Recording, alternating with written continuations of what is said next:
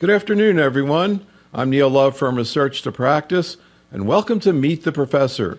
As today we talk about optimizing the management of soft tissue sarcomas and related connective tissue disorders, particularly desmoid tumors. We're so happy today to have Dr. Rich Riedel from the Duke Cancer Institute, the Duke Sarcoma Center in Durham, North Carolina. We had a previous program with Dr. Van Tine in this series. As always, if you have any questions or cases you'd like to run by us, just type them into the chat room and we'll talk about as many of these as we have time.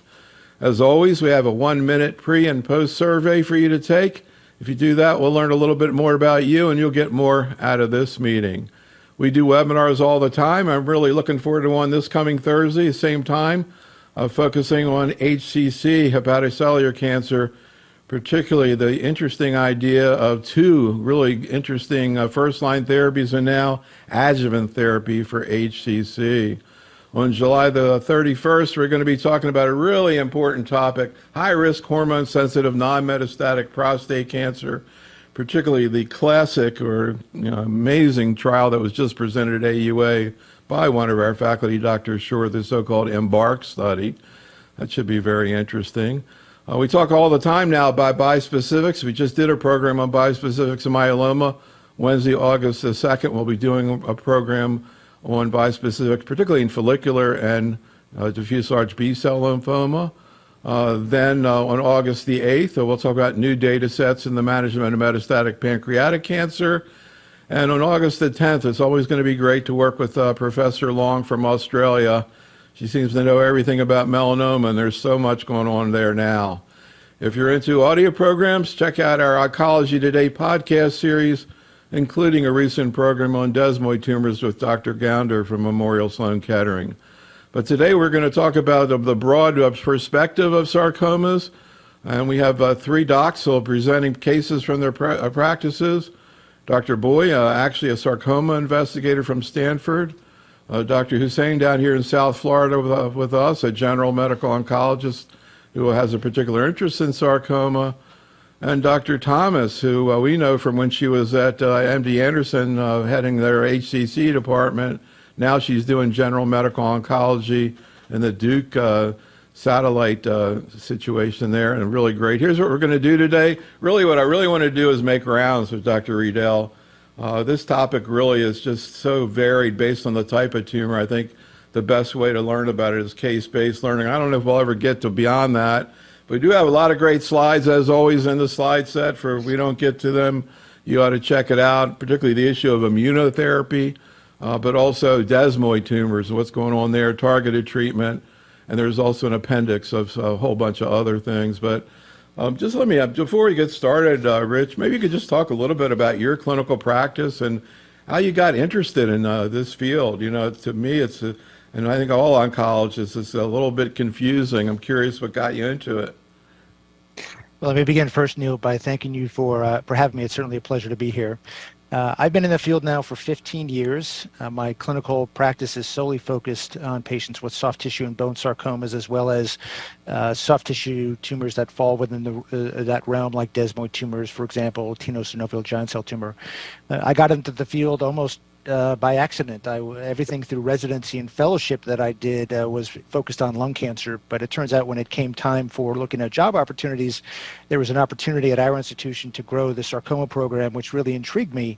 And the more I learned about the disease, the more I was fascinated about it. And it turned out the only piece that was missing at Duke was a dedicated medical oncologist. So I took a leap of faith, joined the group, and haven't looked back. It's been the best decision that I could have made.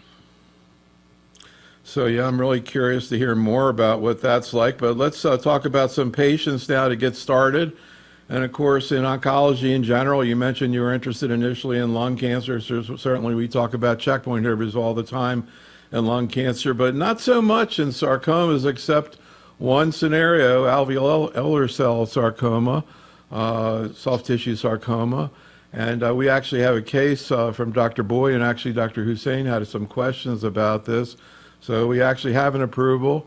This is a patient who has a recurrent disease, has gotten multiple VEGF TKIs, mainly on trials, got a single agent PD-1 inhibitor on trial, And actually, he's been on, interestingly, a combination of axitinib pembro for 3 years with stable disease. Here's Dr. Boy. 28-year-old female with right ankle pain and swelling started in late 2018.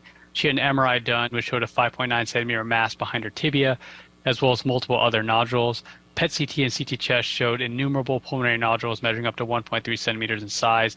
The CT abdomen and pelvis showed numerous hepatic mets measuring up to 3 centimeters. Actually did enroll in the VEGF TKI clinical trial. No response, but stable disease for 6 months, then progressed. So we did start her on the immunotherapy with a single agent PD-1 inhibitor per the trial, and she had surgery of the largest leg mass in the right leg. She unfortunately progressed not that long after, like a month after, with enlarging hepatic and pulmonary masses. So this is an unfortunate case of a patient who doesn't respond that well. Anything else you want to bring up? Yeah, so I think for ASPS, the question is, do we use chemotherapy?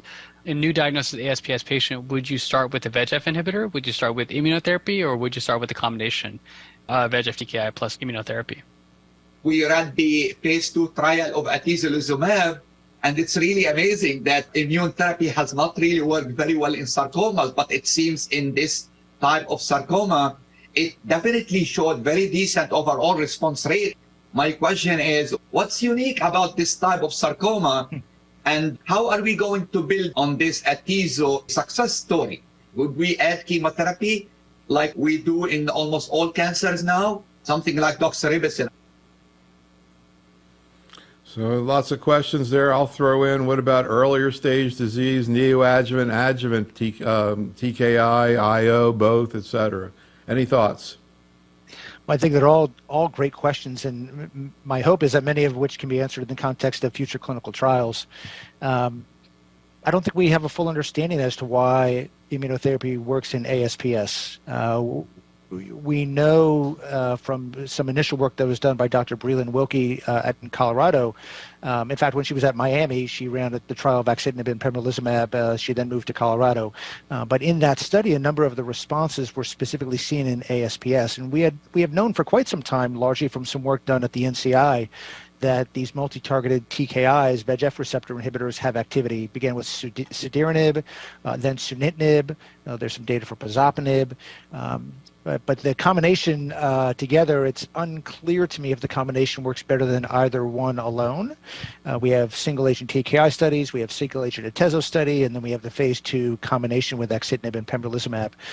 At least in my practice, now with the approval of atezolizumab would be my first-line therapy. I would give it as a single agent, in part because the treatment options are somewhat limited, and I'd rather use sequential therapy to expand the number of weapons that I have available than sort of using two things at the same time.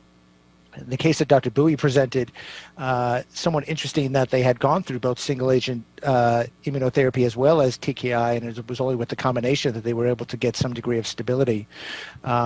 So I think those are all some unanswered questions. I think certainly the concept of neoadjuvant therapy is attractive, and I suspect will be studied in some form.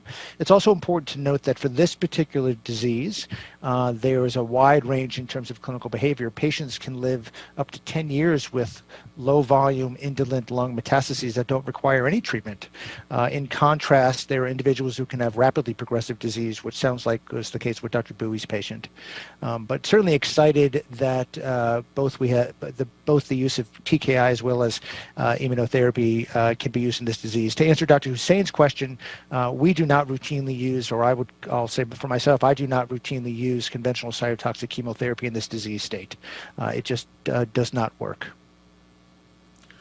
So I know that ASPS is kind of thought to be a vascular tumor. I guess that's kind of the tie-in to the TKIs. Any thoughts about why you might see synergy? I mean, of course, you hear this renal cells and other situation between an anti-angiogenic and IO. I wish I knew the answer to that. It's not clear to me that we have a full understanding of that. There's a lot of interest in ASPS. It is defined by a very characteristic translocation, and there's a lot of work trying to understand how that plays a role in the pathogenesis. But as to why the combination or why either either of those groups of therapies work, it's still a little bit unclear. We can invoke the vascular nature of the disease state as to why VEGF receptor inhibition may work, but for other vascular tumors, we've seen that that those sorts of therapies perhaps don't work. So it's still a little bit of a black box.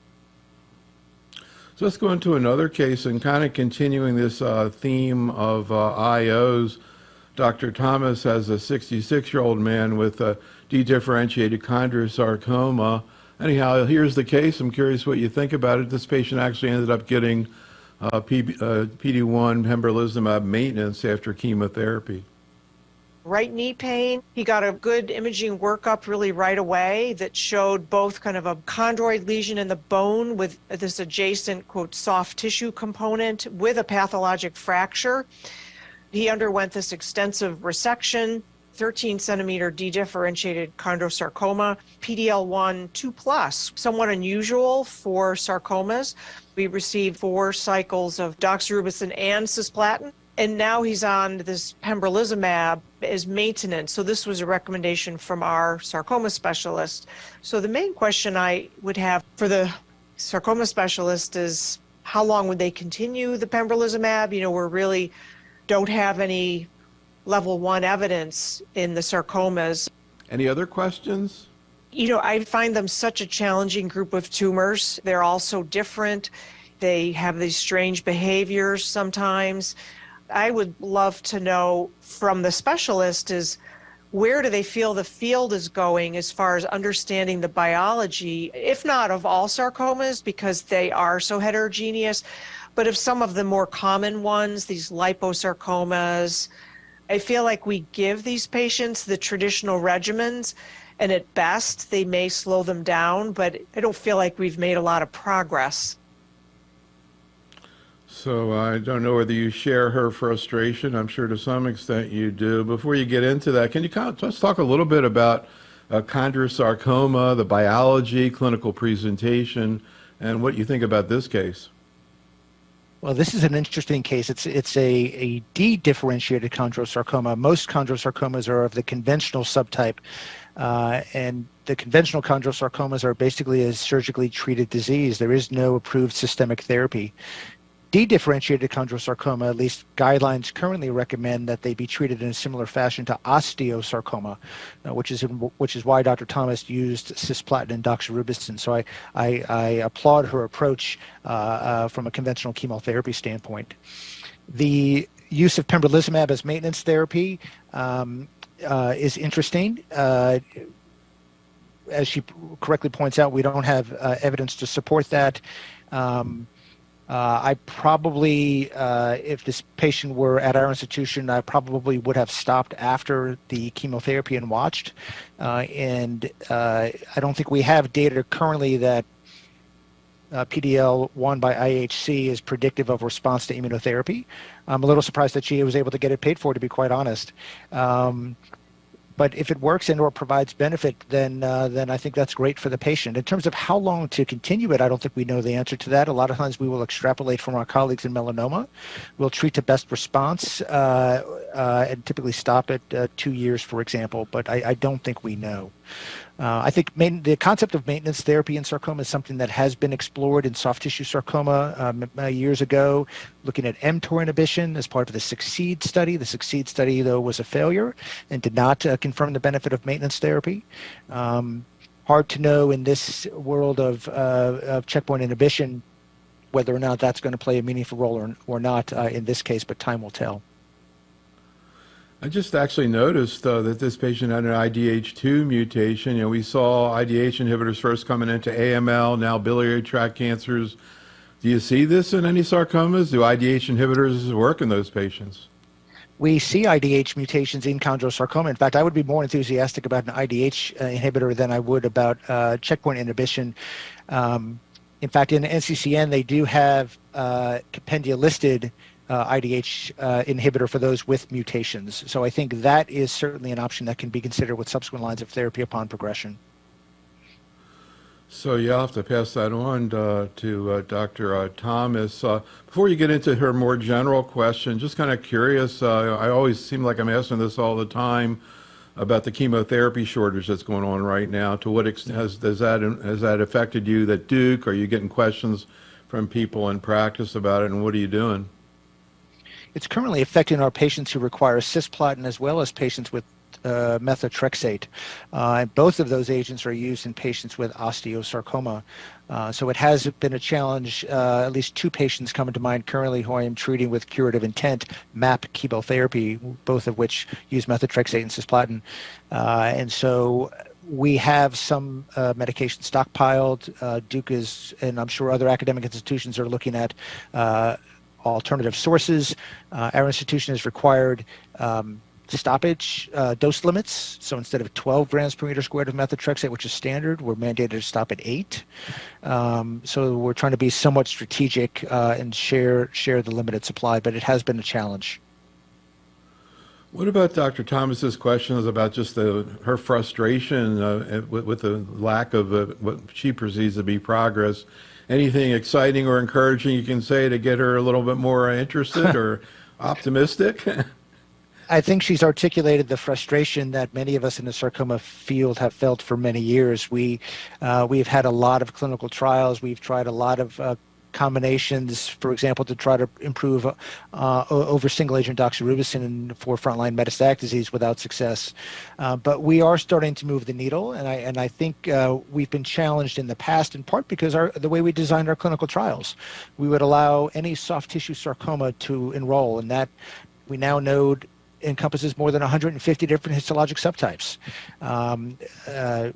We're being smarter now. We're doing molecularly driven studies. We're doing histologic specific studies. And in the last 5 years or so, we've had at least 4 or 5 FDA approvals with that strategy. So we are moving the needle, albeit slowly, but I think there's a lot of enthusiasm in the sarcoma field currently for what's going on. But I do share Dr. Thomas's frustration. So speaking of genomic assays, I'm curious, have you seen any patients who had NTRK fusions? Have you used any NTRK inhibitors with sarcomas? We look a lot, and we don't find many. I would say in the last several years that we have been actively looking, I can remember 1 patient. I think the statistics, when they first discussed the use of NTRK inhibitions in cancers as a whole, the statistics were that sarcoma was somewhere between 5 and 8%. I think that's now dropped to 1%, but at least in my looking, it's less than that. When you see it, though, it's a home run because there can be durable responses. So we will keep looking, but it's like finding a needle in a haystack. What happened to your patient? Did the patient get an NTRK inhibitor, or did they respond? They did. They had a durable response for approximately 10 months or so, but then subsequently progressed. Which agent did they get? This was in the context of a clinical trial study in entrectinib. So sometimes people in the chat room ask questions. I'm not even sure what they're talking about, but I figure they know more than me. So Cisvedin says, is the unsuccessful milademetan PH3 in dedifferentiated liposarcoma now a red flag for other MDM2 inhibitors? And I'll add, what are MDM2 inhibitors? So milademetan is a novel inhibitor of MDM2 that was studied in liposarcoma as part of the phase 3 RAIN study, RAIN. We've seen top-line data informing the sarcoma community that it was a negative study, which was disappointing. This was a study comparing milademetan to trabectedin, which is FDA approved currently in liposarcoma. We haven't seen the data. It's hard to know or to speculate as to why it was a negative study. I certainly do not think that it puts the kibosh, if you will, on other MDM2 inhibitors. I think we need to delve into the data that's available, understand where the potential confounders may be. There may have been some statistical assumptions that were flawed. It's hard to know without seeing the actual data, but certainly disappointing that at least the first foray into MDM2 inhibition was unsuccessful. So here's a case from the chat room. This is Dr. Malady, a general medical oncologist. What would you consider as treatment for a solitary fibrous metastatic tumor, I guess a fibrosarcoma, a resectable, large volume disease and symptomatic? Would your option be chemo like dacarbazine based or TKI like pazopanib? It's a great question. So solitary fibrous tumor is different than fibrosarcoma. Those are two different histologic subtypes. But solitary fibrous tumor is another mesenchymal neoplasm. There are different variants, including a dedifferentiated subtype, a more typical SFT is what we call them. But what we have learned is that SFTs, at least the classic teaching, was that conventional chemotherapy did not work for that disease, for this disease. That has been called into question in recent years with some work done by our Italian colleagues to suggest that there is some minor activity for dacarbazine, for example, or anthracycline-based therapy. But I would say that most in the sarcoma community would start with an anti-angiogenic agent, such as pazopanib, or the combination of bevacizumab in combination with temozolomide. I routinely, in my practice, would start with pazopanib. It's never been compared to bevacizumab and temozolomide, but certainly from a convenience standpoint, being an oral therapy, that is what we would start with. I'll clarify. Yeah, I'll just clarify, for a dedifferentiated solitary fibrous tumor, we will use conventional chemotherapy in that disease state, but for a typical SFT solitary fibrous tumor, I would go with pazopanib. So hats off to the general medical oncologists. I don't know how they do it and keep up. SFT, haven't heard that one before. As long as they're trying to cheer Dr. Thomas up, what about, other forms of immune therapy, CAR T, bispecifics? As mentioned, we're doing all this stuff in bispecific. Anything happening there? Antibody drug conjugates, any of the things we're hearing about in oncology you see coming into sarcomas? Right. I would say the sarcoma field as a whole is probably 5 to 10 years behind where the more common disease states are. So we are just starting to see trials looking at antibody drug conjugates. Probably the highest degree of enthusiasm currently centers around the use of engineered T cells or SPEAR T cells, specifically in synovial sarcoma and in myxoid round cell liposarcoma. Those two entities will express tumor antigens, neoantigens, NY-ESO, as well as MAGE-A4. And so those are attractive targets for those sorts of strategies. And we have studies now that are being presented at meetings and hopefully soon to be published that have showing proof of principle and showing responses. So I think there's quite a bit of enthusiasm around that strategy in select histologic subtypes. All right. Well, I think this next section should be of interest and also hope in general to this field. Of course, it's a little bit outside of what we've been talking about because we're about to talk about desmoid tumors. And before you hear about this case, I'm just sort of curious what you'd be thinking if you knew there was a 30-year-old man coming into the clinic who's asymptomatic, has, quote, a bulge on the abdomen and a 6.2 centimeter palpable mass that's proven to be desmoid fibromatosis. And you're seeing the second opinion, but the first opinion says surgery. Well, so the initial question that would come to mind, at least for me, in a 30-year-old with an abdominal desmoid, is it a mesenteric intra-abdominal desmoid tumor or is it abdominal wall? And the reason why that's important is because if it's mesenteric or intra-abdominal, I would think about an FAP-associated desmoid, and the patient would require a colonoscopy given the risk for colon cancer. Assuming it is a sporadic desmoid tumor or known to be associated with a beta-catenin mutation, so non-FAP associated, I would say that when I hear surgery, it causes pause. Our treatment paradigm for desmoid tumors has changed in the last 5 years or so, where we have actually moved away from surgery for desmoid tumors. And now the first choice is actually observation, imaging surveillance alone, in part because there can be spontaneous regressions. These tumors can wax and wane over time. They can spontaneously regress on their own. So these are not malignancies. They do not have metastatic potential. It is not typically thought to be a disease that will be life-limiting. And so observation is actually the preferred initial management for patients with desmoid tumors. So I imagine this patient was very happy that he sought a second opinion. Here's the case. This is a 30-year-old man. He noted a bulge in his abdomen, April 2021. CT abdomen pelvis showed a 6.2 centimeter mass. A biopsy showed desmoid fibromatosis. APC germline testing was negative. The local team recommended surgical resection with bowel resection to get this tumor out. He didn't want to have his bowel resected. He's a young, healthy guy who likes exercising and eating good foods. So he had a second opinion at a tertiary center where we recommended actually upfront observation as the patient was asymptomatic. You start on observation and the tumor has spontaneously regressed on the current scan nearly 2 years later. That is the original tumor, and then there it is now. So what are the questions you think would be interesting to discuss about this? Yeah, so, we can't observe everybody because some patients are going to grow. And so if the tumor were to grow, what therapies are available? If surgery will be morbid, like if, let's say, if it's next to the brachial plexus or some other nerve where they may have to sacrifice a nerve, then we may consider non-invasive local procedures such as cryoablation or HIFU, which is high-frequency ultrasound. Any thoughts? Well, I would say Dr. Bowie knows exactly what he's talking about.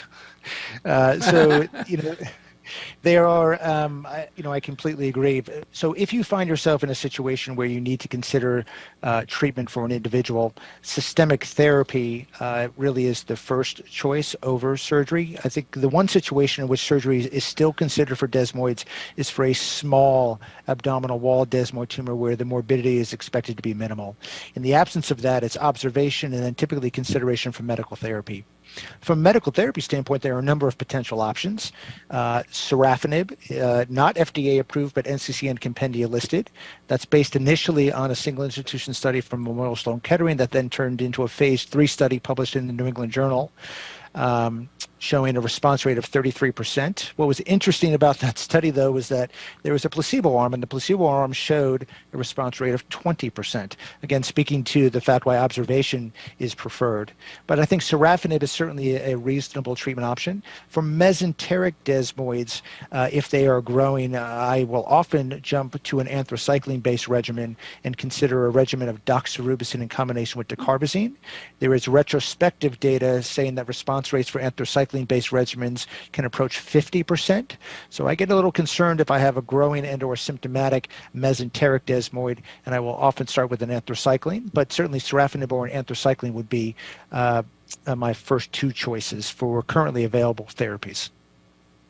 And then lastly, for Dr. Bowie's question, Bowie's question about locally invasive local therapies.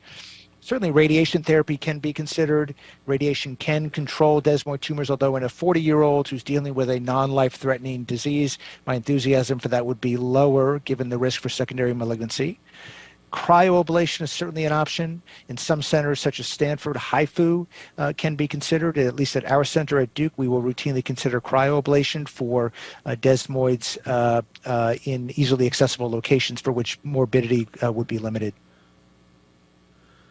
I was just going to say that one of my favorite graphics of all time in oncology is the waterfall plot of the placebo arm of the sorafenib. It's a pretty good waterfall plot. The placebo really works well. But anyhow, what a case when you see it. We had another case like this with Dr. Van Tine. You were talking before about the biology of desmoid, whether it's based on a patient with FAP or not. This next case is a patient with FAP. Before I get into it, could you just go back in terms of what the difference is in terms of sort of biologically? So both beta-catenin and APC are involved in proliferative signaling. And in normal cellular processes, APC and beta-catenin complex together in combination with some other proteins. That joining, if you will, results in phosphorylation of beta-catenin and ultimate degradation. In desmoid tumors, though, you can have beta-catenin mutations. You can also have APC mutations. And in either case, the presence of the mutations in either gene prevent that binding and prevent the degradation, if you will, of beta-catenin. With it not being degraded, it then translocates into the nucleus and then results in proliferation.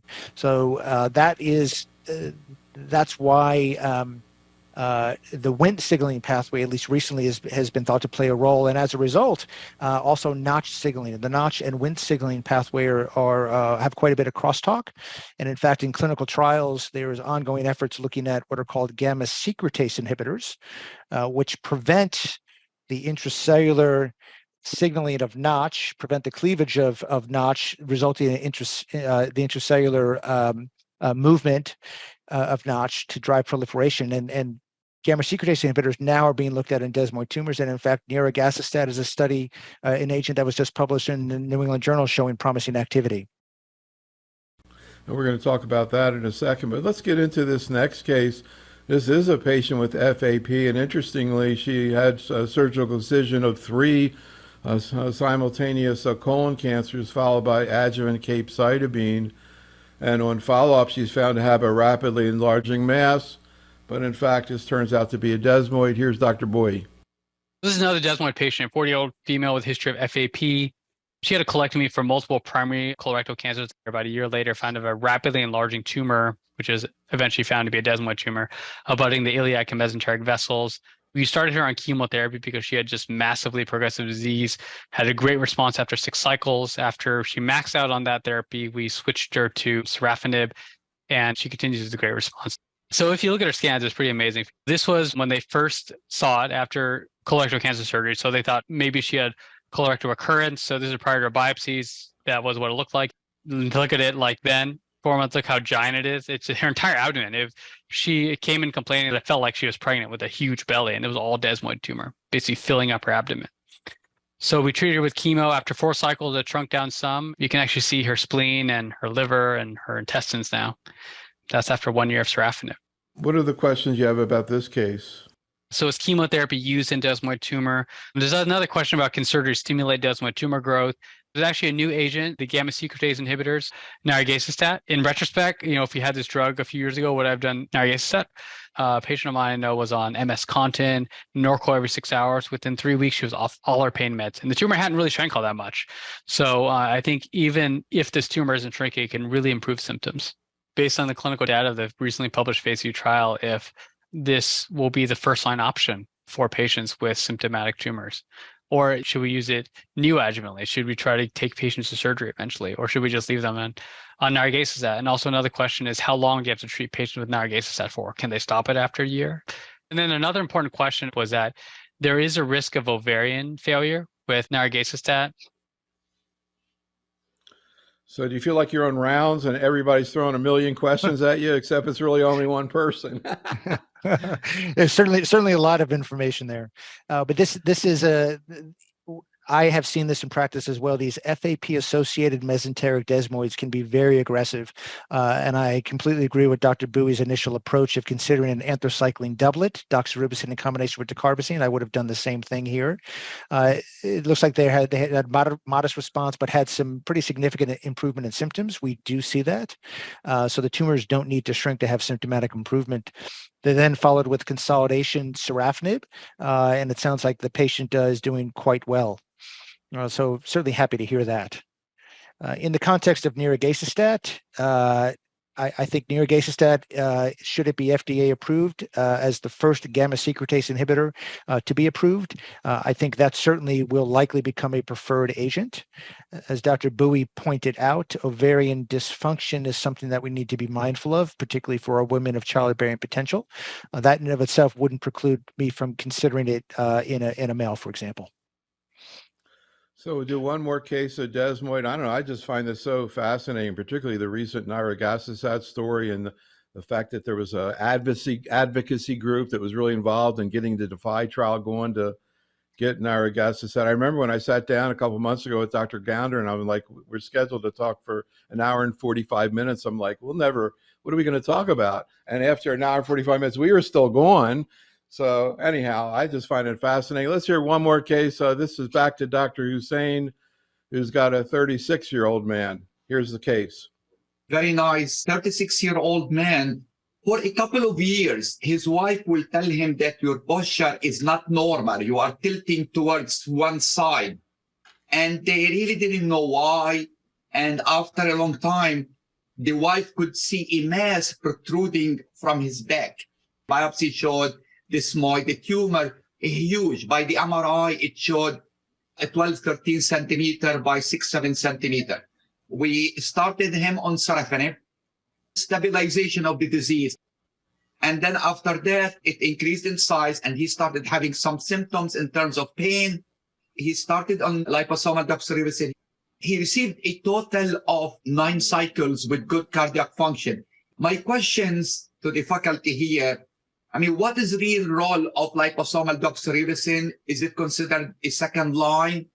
What happened radiologically, Neil, Although the mass didn't shrink a lot, there was absolute necrosis to my real surprise. This is low-grade tumor. The whole density of the tumor changed. I mean, the pain went away, and he is now with 3 years without a progression of disease, doing very well. My second question is, if God forbid he progresses, what would be the role of nirogacestat if and when he progresses? And what experience do you have using this agent? And what are the most common side effects that can be encountered? Any thoughts about this one? Have you heard this story about tilting to the one side? We've heard variations on the theme, if you will. So yes, we have patients who present with large masses on their backs, abdominal walls, extremities. The stories are varied, but presentations can be somewhat similar. Dr. Hussein very nicely again considered sorafenib, also considered liposomal doxorubicin, which is certainly something that we routinely will consider in clinical practice. I think if nirogacestat as a gamma secretase inhibitor gets approved, again, I think that will likely become a frontline and/or preferred therapy, given that it will be the only FDA-approved agent. But I think certainly there's a role for liposomal doxorubicin. As the imaging showed quite strikingly, there was a decreased size in the tumor mass, but also what is characteristically seen with desmoid tumors is a decrease in T2 signal activity. So the white, if you will, the whiteness of the tumor, the enhancement of the tumor actually gets markedly improved, and these tumors can become hypoattenuated or low signal activity. And that's typically inactive disease. So we see that routinely on MRI imaging. If the patient were to progress again, and if nirogacestat were a potential option, I think certainly it would be something to consider. The side effect profile, at least as reported in the New England Journal of Medicine paper, was very reasonable, very few grade 3 or grade 4 adverse events. Hypophosphatemia comes to mind, but in my experience, that is easily addressed with replacement therapy. So I think certainly nirogacestat is a reasonable option to consider should it be approved. There are some unanswered questions. How long do you continue it for? If you stop it and the tumor grows, can you reestablish disease control? These are unanswered questions, but I think answers that will come over the coming years as we get used to the drug and sort of build clinical experience with it. What about the issue of ovarian dysfunction? I know a lot of these patients are younger women. Are there any fertility preservation strategy? Would you use an LHRH agonist like you do with chemotherapy? What do you see? And does this reverse when you stop the drug? Yeah, great questions, Neil. In the paper, the term ovarian dysfunction actually referred to a myriad of terms, including things like menopausal symptoms, hormonal blood level abnormalities, for example. And so it was a sort of a constellation of signs and symptoms to go into this grab bag of ovarian dysfunction. So I think we need more data. We need more information. It was somewhat reassuring in the data that's been presented publicly that for individuals who discontinued nirogacestat in the setting of ovarian dysfunction, 100% regained ovarian function. There were a proportion of patients who continued on nirogacestat who did regain function, but for those who did continue, there was also a proportion, the number is escaping me, but I think perhaps a quarter of patients who continued on therapy in whom they did not regain function. So I think we're going to need to think about this more, get some more data, get certainly input from our OB-GYN colleagues on strategies to consider. I think RH therapy certainly can be considered. I'm not sure we have any data whatsoever with the use of nirogacestat, but certainly in conventional chemotherapy, we do that routinely. So Joseph in the chat room wants to know about, there's commenting on a new ICD-10 code for desmoid tumors. Is this relevant and important? You know anything about that? Currently, the ICD-10 code that is used for desmoid tumors is D48.1, which is neoplasm of uncertain behavior. It's sort of a grab bag. I think there is a new ICD-10 code that will be coming for desmoid tumors, which I think certainly could help with reimbursement strategies should nirogacestat, for example, get FDA approved. Interesting. So let's go into another case. This really surprised me when I heard about it. And then I go look up CDK inhibitors in sarcomas. But here it is, 56-year-old man, a patient of Dr. Thomas. He's got some large mediastinal lymph nodes, a few small lung metastases, and a quite large, probably about 25 centimeter right anterior chest wall and axillary mass. He's asymptomatic from it. He works full time, but he's had a very slowly progressive tumor. This is a patient where next-gen sequencing was actually very helpful. Interestingly, it did show the CDK4 amplification. So actually, it's 2 years ago now, I started him on palbociclib, essentially a breast cancer regimen. I did not add the hormone therapy. So he's been on the palbociclib for 2 years now. Unfortunately, on recent scans, it's progressing. I feel as though the palbociclib has been keeping it under control because the rate of progression has been much more indolent, much slower than on all the cytotoxic regimens. I had two questions. One, would they repeat the next-gen sequencing now? And then some thoughts on what systemic therapy options might still remain. So any thoughts? I don't know that maybe the audience can correct me, but that you actually see CD4 amplification in breast cancer, but I guess this patient had it. How often do you see this with soft tissue sarcomas? Which ones? And do you ever use the CDK inhibitor outside a trial? I know there's a big trial going on with abema.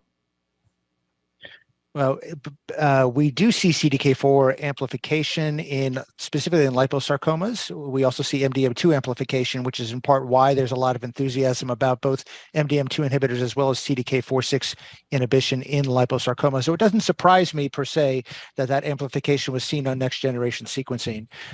In fact, palbociclib is NCCN compendia listed, not FDA approved, but NCCN compendia listed specifically for well-differentiated, dedifferentiated liposarcoma. That's based on some data from Mark Dixon and colleagues at Memorial Sloan Kettering, where they were able to see modest response, but largely stable disease, which would go along with what Dr. Thomas's experience has been for this particular patient. I am not aware what other therapies the patient has had, but I assume that they've had an anthracycline-based regimen, perhaps a gemcitabine-based regimen. But other things that could be considered include eribulin, FDA approved for liposarcoma, trabectedin, FDA approved for liposarcoma, dacarbazine as a single agent we will routinely consider. The one agent that we use for other soft tissue sarcomas that we do not use, though, for liposarcomas are the multi-targeted TKIs, pazopanib, for example. We do not use those in liposarcoma. Both pazopanib and regorafenib have been studied and have not been shown to be beneficial. But I think there's certainly an emerging role for CDK4 inhibitors in liposarcoma, and I think the future may actually hold looking at the combination of perhaps conventional chemotherapy with CDK4 inhibition, but time will tell. And Aduru in the chat room brings up the issue of abema because there are data in breast with abema without endocrine therapy. And as we were saying, there's actually amazingly a phase 3 trial of abemaciclib that's actually going on. All right, let's go to another case as a patient for Dr. Hussein, a 68-year-old man.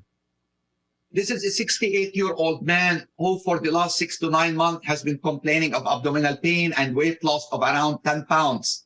CT scan showed a 19 by 12 centimeter retroperitoneal mass. 1 week ago, he had a biopsy, and I just got the pathology. The pathology shows metastatic high-grade myxoid liposarcoma. He's seen the surgeon. He is definitely unresectable, probably never really resectable because of the involvement of so many veins and arteries in the retroperitoneum. My question to the faculty, would you offer this patient trabectedin rather than doxorubicin-based chemotherapy as first-line treatment? Any other questions? I've been waiting to find one patient with sarcoma that's MSI unstable or mismatch repair deficient. Has anybody seen a patient with sarcoma that is MSI high or mismatch repair deficient patient? So another thing we're always looking for, and a lot of times we do find, but I'm not sure about in sarcomas. You ever seen MSI high? I wish I did. We do not see MSI. I have not seen MSI high or mismatch repair deficient deficiency in sarcoma. That in and of itself, though, does not preclude the use of immunotherapy in select subtypes. For example, pembrolizumab is NCCN compendia listed, as well as ipilimumab and nivolumab, specifically in undifferentiated pleomorphic sarcoma. So that's independent of MSI status. But certainly if you do find an MSI high or mismatch repair deficient sarcoma, then you have carte blanche to consider those therapies. With respect to the myxoid, go ahead. With respect to the myxoid liposarcoma question, trabectedin currently is FDA approved for liposarcoma after receipt of an anthracycline. That being said, in my practice, I routinely will consider an anthracycline, and then I will consider trabectedin in the second line for myxoid liposarcoma, whereas other liposarcoma such as D-diff liposarcoma, I would consider trabectedin perhaps third line. But I will move trabectedin up. I'm not sure I would use it in the front line. The reason why Dr. Hussein asked that question, though, is that there is quite a bit of evidence to show response, preferential response or differential response for myxoid liposarcomas with trabectedin. But I'm not sure that I would use it in the front line. There is data that has looked at the combination of doxorubicin and trabectedin. That might be something to consider. But if this patient needed a response, I would probably start with doxorubicin, dacarbazine, doxorubicin ifosfamide, for example, and then consider trabectedin second line. But there may be others in my community that would disagree with that. So kind of an amusing comment in the chat room by mistake, getting back to CDK, a doc says that a patient who responded very well to Pablo. I think that was Palbo. Anyhow, and then Sylvestin is asking about selinexor and liposarcoma. Is it approved? Selinexor is not approved in sarcoma. There was a study. The study published in JCO, it was a statistically, I think, a positive study based on p-value. But when you look at the absolute benefit, it was, I think many would argue that the benefit seen was not clinically meaningful with respect to PFS. So let's get back to Dr. Yeah. I'm sorry, go ahead. I was just going to briefly say selinexor is an XPO1 inhibitor. It's a SINE inhibitor approved in, I'm going to get this wrong, perhaps myeloma, I believe. Yeah, myeloma and diffuse large B-cell, last I looked. But I'm not too sure how often it gets given because it's not necessarily that well tolerated, but interesting mechanism of action anyhow. Absolutely. All right, let's get back to Dr. Hussein. Dr. Hussein's a general medical oncologist in a big hospital close to us down here in Miami. He's actually in Broward County, and he is about to present this 58-year-old woman. But I thought his comment, I left it in the video, about being a doc in your own hospital, taking care of your own colleagues. Here's his case. Let me present this patient. This is also, I don't know why. I mean, I'm scared to walk in the hallways of the hospital now because, I mean, it's like half of the employees, I take care of them. It's scary. This is actually 58-year-old. She's in administration in our hospital. 3 years ago, was found on a routine CT scan for possible renal colic to have a mass in the retroperitoneum. Completely asymptomatic from it, around 5 centimeters. The patient went to see a surgeon. The surgeon thought this is a benign tumor. He did surgery where he removed the tumor in bits and pieces. And unfortunately, it turned out to be grade 2 leiomyosarcoma, but we could not really evaluate margins. I had a long discussion with the patient, and I gave her adjuvant doxorubicin based with ifosfamide, and we followed her over the last 3 years. 3 months ago, on a surveillance CT scan, she was found to have a 4 centimeter mass in the same location. This time she went to surgery. We knew what it was, and it was resected where fiduciary clips were placed, and we were able to give her some targeted radiation to that area. We know her risk of recurrence, unfortunately, is still high. We don't know if the initial adjuvant chemo worked, although 3 years, wasn't bad. Would anybody discuss adjuvant chemotherapy with this patient after a recurrence, resection, and radiation? And if yes, what would you give her? Any thoughts? And have you heard this bits and pieces story before? Unfortunately, we have, and this is an unfortunate and difficult situation to treat, in part because you never want to remove a sarcoma piecemeal. All it does is sort of contaminate the entire field, which in this case is the abdominal cavity. And so the entire abdominal cavity is at risk for recurrence. Sounds like in this situation, they gave adjuvant chemotherapy. As you may be aware, the use of adjuvant chemotherapy for resected disease, I would say, with an appropriate oncologic procedure is controversial. This situation is a little bit different, though, by virtue of the fact that it was removed piecemeal. The patient had a disease-free interval for approximately 3 years and then developed a local recurrence and then treated aggressively with surgery and radiation. Obviously, the recurrence rate is high, and I think certainly there will be a proportion of colleagues in the sarcoma community that would consider therapy. I would take a different stance. I would take a step back and watch. I'd like to have something to follow if I'm going to expose someone to systemic therapy. So I would sit back and watch at this point. I would image every 2 to 3 months. And when or if they declare themselves, if the time interval is short, I would then initiate systemic therapy. Options at that point, in my opinion, include gemcitabine in combination with docetaxel, for example. Trabectedin, FDA approved for leiomyosarcoma based on a progression-free survival benefit. Single agent dacarbazine, although I would choose trabectedin over dacarbazine. Based on the head-to-head comparison phase 3 study. Pazopanib certainly is an option as well, and certainly clinical trial consideration. So I think a number of potential options, but in the setting of the patient being rendered disease-free, I would be inclined to step back and watch. So there's 2 great giant cell cases in the chat room. I don't know if we're going to get to them. It's probably not even relevant, but let's do another quick case. Actually, Toy in the chat room asked the same question that Dr. Boy asked about the 61-year-old woman, which is, what's the preferred first-line regimen for leiomyosarcoma? Here's the case. 61-year-old female came to the ER with shortness of breath, found to have a mediastinal mass. With mediastinal mass in the ER, I think it's lymphoma, but they actually biopsied and actually showed leiomyosarcoma. It was not a surgical candidate because this tumor was touching all critical vessels in the mediastinum. You can see on the PET scan. It was just touching every single major organ, like heart, aorta, vena cava, pulmonary vein, everything. So surgery says there's no way you can take this out on block. So we did neoadjuvant therapy with doxorubicin dacarbazine, which is actually what I use first line for leiomyosarcoma. If I want a response, and she shrunk really well after 3 cycles, and then continuing on for more cycles after 6 cycles, more shrinkage, and then she ended up getting radiation therapy.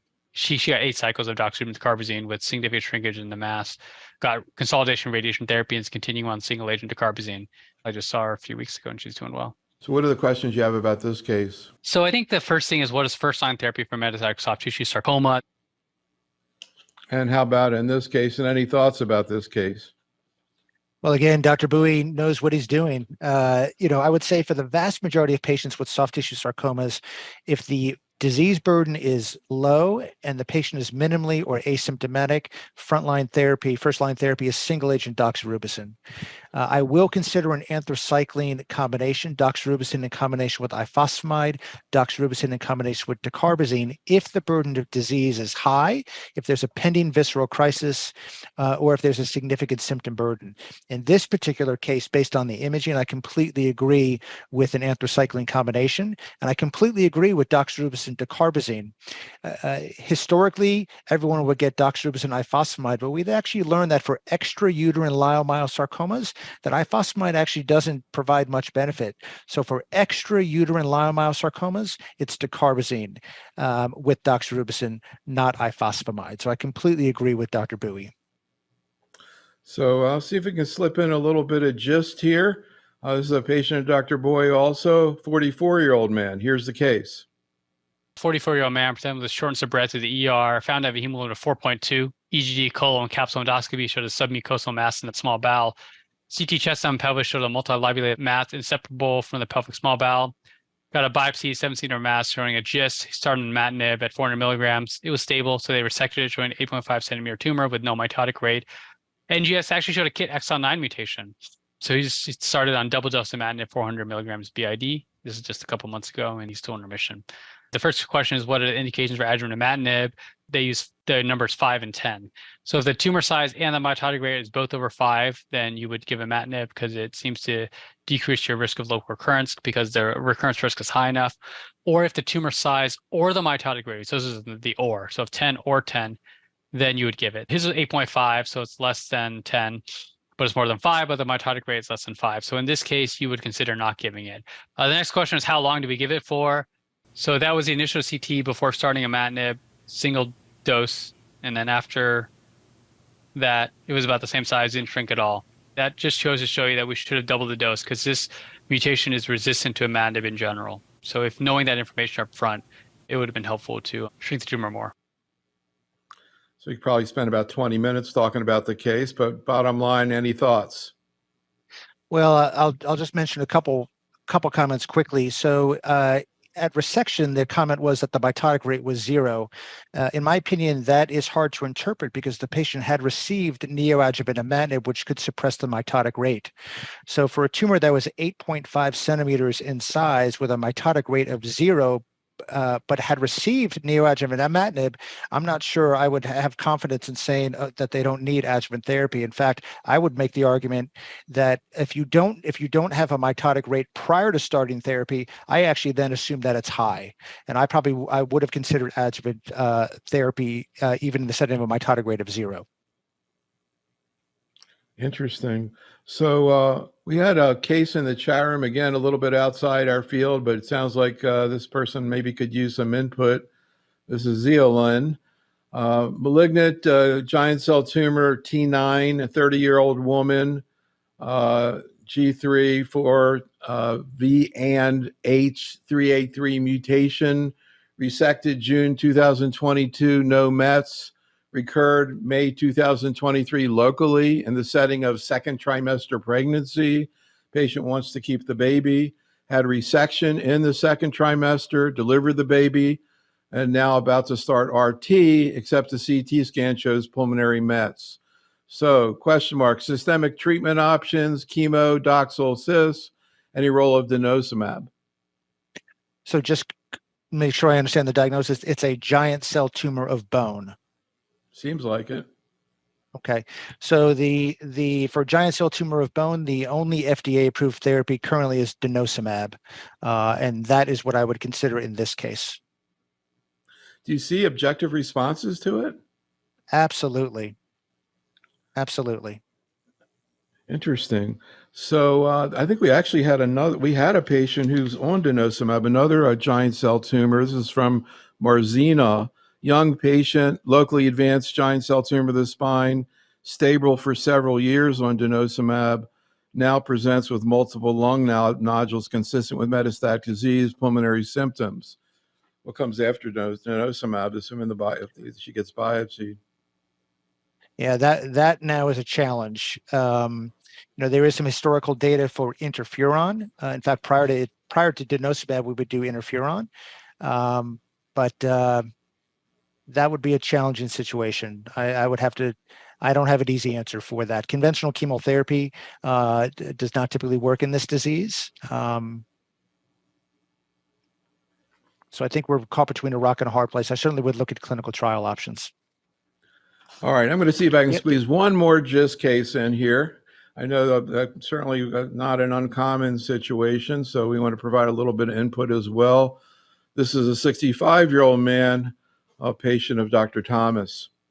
This is a patient of mine. Very challenging case in that this patient had tolerated his imatinib for close to a year and then had a short break. He was lost to follow-up during the pandemic. And then when he returned and we restarted him, all of a sudden his transaminases went up. He does not consume alcohol. The only other factor was that he was on the simvastatin. I'm not sure if that was playing a role. So I would love to hear from the expert, because imatinib is our most active drug in this disease, would they have continued it and pressed on for the 3 years? His transaminases rose into the 200 level, which was concerning to me. And then we watched him for a couple of years, and then he has small volume but multifocal peritoneal disease. And I started him on sunitinib, but I'm thinking in the future, if he recurs, what other treatments would be recommended? Any thoughts? Well, the first thing that I'm struck by is the statement here on this slide that says there's no actionable mutations by NGS. That causes significant pause for me, because we use imatinib, sunitinib, regorafenib, ripretinib, which are the current sort of first through fourth line therapies for KIT and PDGFR mutant positive disease. If there are no KIT or PDGFR mutations, I don't think any of those therapies are actually going to provide benefit. So I'm a little puzzled about that. So I'd want to make sure that the diagnosis is correct. And if this is a wild type GIST, meaning no KIT or PDGFR, the question then is it an SDH deficient GIST? Is it an NF1 associated GIST? Is it an NTRK GIST?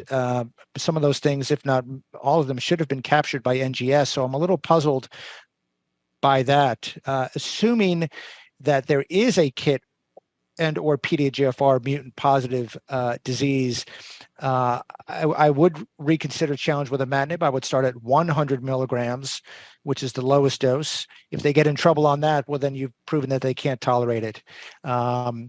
But certainly sunitinib in the second line, regorafenib in the third line, ripretinib in the fourth line would be the sort of sequential order. But I go back to the statement there where it says no actionable mutations. I'm assuming that means no additional actionable mutations on top of perhaps a primary mutation that just wasn't shared with us.